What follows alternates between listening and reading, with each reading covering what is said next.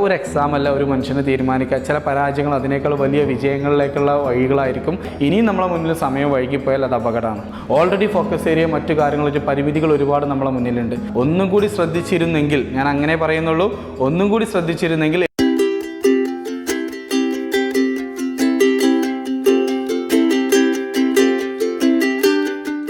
Dear students, എല്ലാവരും NEET എക്സാമൊക്കെ കഴിഞ്ഞ് ഒന്ന് റിലാക്സ് ചെയ്യുന്ന സമയമായിരിക്കും അല്ലേ? ഇന്നലത്തെ എക്സാം ഒന്ന് വിലയിരുത്തുകയാണെങ്കിൽ ഫിസിക്സ് പൊതുവേ കുറച്ച് ടഫാണ്. അതുപോലെ കെമിസ്ട്രി ഒരു കമ്പാരിറ്റീവ്ലി ആവറേജ് ടൈപ്പ് ക്വസ്റ്റ്യൻസ് ആണ്. ബയോളജി കുറച്ചുകൂടി സിമ്പിളായിട്ടുള്ള ക്വസ്റ്റ്യൻസ് ആണ്. പൊതുവേ നമ്മൾ സ്റ്റുഡൻസിനോട് ചോദിക്കുമ്പോൾ നമുക്ക് മനസ്സിലാവുന്ന കാര്യം. ഈ 3 സബ്ജക്റ്റ് എടുക്കുകയാണെങ്കിലും, ബയോളജി ആണെങ്കിലും അതുപോലെ തന്നെ കെമിസ്ട്രി ആണെങ്കിലും അതുപോലെ തന്നെ ഫിസിക്സ് ആണെങ്കിലും, NCERTക്ക് പുറത്തുനിന്നുള്ള ക്വസ്റ്റ്യൻസ് എന്ന് പറഞ്ഞാൽ വളരെ റെയറാണ്. NCERTയുടെ ഉള്ളിൽ തന്നെയാണുള്ളത്. പക്ഷേ ഫിസിക്സ് കുറച്ചുകൂടി ലെങ്തിയാണ്, വായിച്ച് തീരാത്തൊരു പ്രശ്നമാണ് ഭൂരിഭാഗം കുട്ടികൾക്ക് അനുഭവിക്കാൻ പറ്റിയിട്ടുള്ളത്. ഞാനിന്നിപ്പോൾ ഈ വീഡിയോയിൽ വരാനുള്ളൊരു കാരണം, നിങ്ങൾ എത്രയും പെട്ടെന്ന് നിങ്ങളുടെ ഒരു ഏകദേശം വരാൻ സാധ്യതയുള്ള ഒരു മാർക്ക് നിങ്ങൾ മനസ്സിലാക്കണം. കാരണം അതിൻ്റെ അടിസ്ഥാനത്തിൽ വേണം ഇനിയുള്ള ദിവസങ്ങൾ മുന്നോട്ട് കൊണ്ടുപോകാൻ. നമ്മൾ മാർക്ക് കാൽക്കുലേറ്റ് ചെയ്യാതിരുന്നു കഴിഞ്ഞാൽ ഏകദേശം നമുക്ക് വരാൻ സാധ്യതയുള്ള അങ്ങോട്ടും ഇങ്ങോട്ടൊക്കെ ചെറിയ മാറ്റങ്ങൾ ഉണ്ടായേക്കാം. എന്നിരുന്നാൽ പോലും സാധ്യതയുള്ള ഒരു മാർക്ക് നമ്മൾ മനസ്സിലാക്കാതിരുന്നു കഴിഞ്ഞാൽ നമ്മളുടെ ഏറ്റവും വിലപ്പെട്ട സമയം നമ്മൾ മുന്നോട്ട് പോവാണ്. കാരണം സാധാരണ ഒരു എൻട്രൻസ് എക്സാം കഴിഞ്ഞ പോലെയല്ല ഇപ്പോഴത്തെ ഒരു സാഹചര്യം. കാരണം ഒരുപാട് ലാഗ് ചെയ്തിട്ട് സെപ്റ്റംബറിലേക്ക് എത്തിയിട്ടുണ്ട്. ഇനിയും നമ്മൾ വൈകി കഴിഞ്ഞാൽ ചിലപ്പോൾ നമുക്ക് മറ്റ് ഓപ്ഷൻസൊക്കെ നഷ്ടപ്പെട്ടു പോകാൻ സാധ്യതയുണ്ട്. അപ്പോൾ അങ്ങനെയുള്ളതുകൊണ്ട് എല്ലാ മക്കളും നിർബന്ധമായിട്ട് നിങ്ങൾക്ക് വരാൻ സാധ്യതയുള്ള ഒരു റീജിയൻ, മാർക്കിൻ്റെ റീജിയൻ ഏതാണെന്ന് ഐഡൻറ്റിഫൈ ചെയ്യുക. അതിനനുസരിച്ചുള്ള കോഴ്സുകൾ ഏതൊക്കെയാണെന്ന് മനസ്സിലാക്കി വെക്കുന്നത് ഏറ്റവും നന്നായിരിക്കും എന്നാണ് നമുക്ക് പറയാനുള്ള ഒരു കാര്യം. രണ്ടാമത്തെ കാര്യം, ആദ്യ ചാൻസിലൊക്കെ എഴുതുന്ന കുട്ടികൾക്കാണെങ്കിൽ ക്വാളിഫൈ ചെയ്യാനുള്ള മാർക്കുണ്ടോ മറ്റു കാര്യങ്ങളുണ്ടോ, ഈ മാർക്കിൻ്റെ അടിസ്ഥാനത്തിൽ നമുക്ക് ഇനി റിപ്പീറ്റ് വേണോ മറ്റു കാര്യങ്ങൾ വേണോ, അതല്ല ഡിഗ്രിക്ക് പോകണോ, ഡിഗ്രീൻ്റെ ഏകദേശം അലോട്ട്മെൻറ്റ് കാര്യങ്ങളൊക്കെ സമയമായിട്ടുണ്ട്. അപ്പോൾ ഏത് രീതിയിലുള്ള കോഴ്സിലേക്ക് പോകണമെന്ന് തീരുമാനിക്കാൻ നമുക്ക് ഈ മാർക്കിൻ്റെ കാൽക്കുലേഷൻ കുറച്ചും കൂടി എളുപ്പമായിരിക്കും. ഓക്കെ, അപ്പോൾ അങ്ങനെയുള്ളതുകൊണ്ട് എല്ലാ മക്കളും നിർബന്ധമായിട്ടും എന്ത് ചെയ്യുക, കാൽക്കുലേറ്റ് ചെയ്തിട്ട് കുറച്ചും കൂടിയൊക്കെ നല്ല മാർക്ക് കിട്ടാവുന്നതായിരുന്നു. റിപ്പീറ്റ് ചെയ്തിരുന്നു, അതായത് എക്സാം ഒന്നുകൊണ്ട് അടിപൊളിയായിട്ട് പെർഫോം ചെയ്യാമായിരുന്നു, ഒരു വട്ടം ഒന്ന് നോക്കിയാൽ നന്നായിരുന്നു എന്നൊക്കെ തോന്നുന്ന, ഒന്ന് ബാക്കോട്ട് ചിന്തിക്കുന്ന ആർക്കെങ്കിലും അങ്ങനെ ചിന്തകളോ സംശയങ്ങളോ അല്ലെങ്കിൽ അങ്ങനെ തോന്നലുകൾ ഉണ്ട് എന്നുണ്ടെങ്കിൽ അവർക്ക് നിർബന്ധമായിട്ടും ഒരു വർഷം റിപ്പീറ്റ് ചെയ്യാവുന്നതാണ്. കാരണം ഒന്നാമത്തെ കാര്യം, +2 കുട്ടികളൊക്കെ ഫോക്കസ് ഏരിയ പഠിച്ചിട്ടാണ് നമ്മൾ സത്യം പറഞ്ഞാൽ ഇനിയുള്ള ഹയർ സ്റ്റഡീസിന് പോകാൻ പോകുന്നത്. നിങ്ങൾക്ക് തന്നെ ആലോചിച്ചാൽ മനസ്സിലാക്കാൻ പറ്റും, ഭൂരിഭാഗം ടോപ്പിക്കോ കാര്യങ്ങളോ നിങ്ങൾക്ക് കൃത്യമായിട്ട് അറിയാത്തൊരു പ്രശ്നം വരും. അങ്ങനെ വരുന്ന സമയത്ത് അത് നിങ്ങൾ ഹയർ സ്റ്റഡീസിനെ വളരെയധികം നെഗറ്റീവായിട്ട് ബാധിക്കും. അപ്പം റിപ്പീറ്റ് ചെയ്യുന്ന സമയത്ത് നമുക്ക് ഒന്ന് സിലബസ് ഒന്ന് സ്ട്രോങ് ആക്കി എടുക്കാൻ നമുക്ക് സഹായിക്കും. രണ്ടാമത്തെ കാര്യം എന്താണെന്ന് വെച്ചാൽ, നമ്മൾക്ക് ഈ ഒരു എക്സാമിൽ അനുഭവിച്ച പാഠങ്ങൾ മനസ്സിലാക്കിക്കൊണ്ട് അടുത്ത എക്സാമിന് അത് നല്ലൊരു വിജയത്തിലേക്ക് എത്താൻ സഹായിക്കുകയും ചെയ്യും.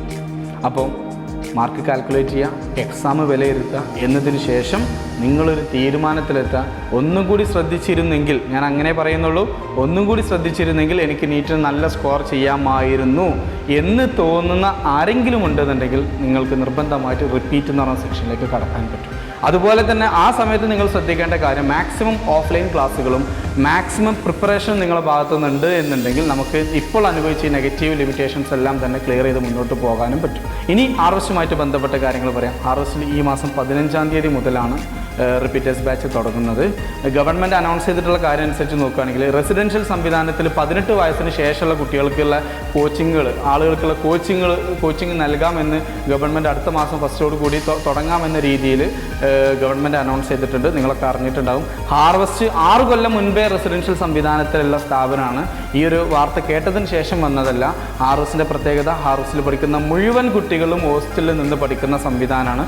അവരെ 24 hours നമ്മളുടെ കയ്യിൽ തന്നെ കിട്ടണമെന്ന ആഗ്രഹത്തിൽ അന്ന് മുതലേ, കുറേ കാലങ്ങൾക്ക് മുതലേ നമ്മൾ ചിന്തിച്ച് പ്ലാൻ ചെയ്തുണ്ടാക്കിയൊരു സിസ്റ്റമാണ് RSUള്ളത്. നിങ്ങൾക്ക് ആർക്കെങ്കിലും ഇനി റിപ്പീറ്റേഴ്സ് ബാച്ചിലേക്ക് ജോയിൻ ചെയ്യണമെന്ന് ആഗ്രഹം ഉണ്ടെന്നുണ്ടെങ്കിൽ എത്രയും പെട്ടെന്ന് തന്നെ താഴെ കാണുന്ന നമ്പറിൽ കോൺടാക്റ്റ് ചെയ്യുക, റിപ്പീറ്റിലേക്ക് ജോയിൻ ചെയ്യുക. ഏറ്റവും പെട്ടെന്ന് തന്നെ നമുക്ക് ഓഫ്ലൈൻ ക്ലാസ്സുകൾ ഗവൺമെൻറ് പറയുന്നതിനനുസരിച്ചിട്ട് ഏറ്റവും പെട്ടെന്ന് തന്നെ നമുക്ക് ഓഫ്ലൈൻ ക്ലാസ്സുകൾ ആരംഭിക്കാൻ പറ്റും. എപ്പോഴും മനസ്സിലാക്കുക, ഈ പ്രാവശ്യത്തെ നീറ്റിൽ നിന്ന് മനസ്സിലാക്കേണ്ട കാര്യം, കഴിഞ്ഞ 2 വർഷം വളരെ സിമ്പിളായിട്ടുള്ള ഡയറക്റ്റായിട്ടുള്ള ക്വസ്റ്റ്യൻസ് വന്നു. അപ്പോൾ നമ്മളൊക്കെ വിചാരിച്ചു അതായിരിക്കും ഏറ്റവും നല്ല സംഭവം എന്ന് വിചാരിച്ചു. വളരെ സിമ്പിളായിട്ടുള്ള ക്വസ്റ്റ്യനാണ് ഉണ്ടാവുക, പഠിച്ചാൽ മതി, കുറച്ചൊക്കെ ചെയ്താൽ മതി എന്നൊക്കെ നമ്മൾ ചിന്തിക്കാം അല്ലേ? പക്ഷേ ഈ വർഷത്തെ എക്സാം ചെറിയൊരു മാറ്റം അവർ വരുത്തി. അസേർഷൻ റീസൺ പോലത്തെ കുറച്ചുകൂടി ടൈറ്റ് ആയിട്ടുള്ള സിസ്റ്റമാണ് അവർ ഇൻട്രൊഡ്യൂസ് ചെയ്തിട്ടുള്ളത്. അപ്പോൾ നമുക്ക് ഏത് ടൈപ്പ് ക്വസ്റ്റ്യൻസും വരാൻ സാധ്യതയുണ്ട്. അപ്പോൾ വെറും ഒരു ഓൺലൈൻ സംവിധാനത്തിൽ നിന്നുകൊണ്ട് വലിയൊരു ടാബ് സിസ്റ്റത്തിൽ നിന്നുകൊണ്ട് നമ്മളിത് പഠിച്ചാൽ എങ്ങനെ എത്തുമെന്ന് നിങ്ങൾ ജസ്റ്റ് ഒന്ന് ചിന്തിക്കാം. ഓൾറെഡി ഫോക്കസ് ഏരിയ മറ്റു കാര്യങ്ങളായിട്ട് പരിമിതികൾ ഒരുപാട് നമ്മളെ മുന്നിലുണ്ട്.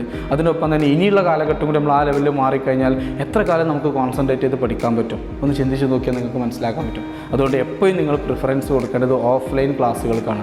ഗവൺമെൻറ് പറയുന്നതിനനുസരിച്ച് ഓഫ്ലൈൻ ക്ലാസ്സുകൾ നമ്മൾ അടുത്ത മാസം ഫസ്റ്റ് വീക്കിൽ തുടങ്ങുക എന്ന് ഗവൺമെൻറ് അനൗൺസ് ചെയ്യുന്നതോടുകൂടി നമ്മളെ മുന്നിലുള്ള എല്ലാ പ്രതിസന്ധികളും മാറിക്കിട്ടാണ്. പിന്നെ എത്രയും പെട്ടെന്ന് ഓഫ്ലൈൻ ക്ലാസ്സുകൾ നമ്മൾ അറ്റൻഡ് ചെയ്ത് തുടങ്ങണം. എല്ലാ പാഠങ്ങളും ഓഫ്ലൈനായിട്ട് എടുക്കാനാണ് RS ശ്രമിച്ചുകൊണ്ടിരിക്കുക. അതിന് സാഹചര്യങ്ങൾ അനുകൂലമാണെങ്കിൽ, ഗവൺമെൻറ്റിൻ്റെ ഭാഗത്തു നിന്നുള്ള എല്ലാ നിർദ്ദേശങ്ങളും അനുകൂലമാണെങ്കിൽ എല്ലാ ചാപ്റ്ററും ഓഫ്ലൈനായിട്ട് എടുത്തിട്ട് ആ കുട്ടികൾക്ക് പരമാവധി നല്ലൊരു റിസൾട്ടിലേക്ക്, അടുത്ത നീറ്റ് വരുമ്പോഴേക്കും നല്ല റിസൾട്ടിലേക്ക് എത്തിക്കാൻ വേണ്ടിയിട്ടാണ് ശ്രമിക്കുക. ഓക്കെ, അതുകൊണ്ട് എല്ലാ മക്കളും ചിന്തിക്കുക. നിങ്ങൾക്ക് എന്ത് തോന്നുന്നു കൃത്യമായിട്ട് പറയാം. നിങ്ങൾക്ക് നീറ്റിന് എക്സാമിന് ഒരു വലിയൊരു മാറ്റം ഫീൽ ചെയ്തിട്ടില്ലെങ്കിൽ നിങ്ങൾക്ക് മറ്റു കോഴ്സുകൾ എടുക്കുന്നതായിരിക്കും ഏറ്റവും നല്ലത്. റിപ്പീറ്റ് എന്ന് പറഞ്ഞാൽ കുറച്ചൊരു പ്രഷറുള്ള, മാനസികമായിട്ട് ചെറിയ രീതിയിൽ എത്ര നമ്മൾ മോട്ടിവേറ്റ് ചെയ്താൽ എത്ര പറഞ്ഞാലും ചെറിയ രീതിയിൽ മാനസികമായിട്ട് സമ്മർദ്ദമുള്ള കോഴ്സാണ്. അപ്പോൾ അതുകൊണ്ട് സ്വാഭാവികം കിട്ടൂലേ, നമ്മളുടെ ലൈഫിൽ ഒരു ക്വാളിഫിക്കേഷനും ഇല്ലാതെ ഒരു വർഷം പോവുകയാണ്. അപ്പോൾ അങ്ങനത്തെ കുറേ പ്രഷറുകളുണ്ടാവും. അപ്പം നമ്മളുടെ ആഗ്രഹമാണ് നമ്മളുടെ ആ മാനസികാവസ്ഥ നിയന്ത്രിക്കുക. നമുക്ക് നല്ല ആഗ്രഹം ഉണ്ടെങ്കിൽ അതൊന്നും നമ്മൾ മൈൻഡ് ചെയ്യാതെ പഠിച്ച് നല്ല റിസൾട്ടാക്കാൻ നോക്കും.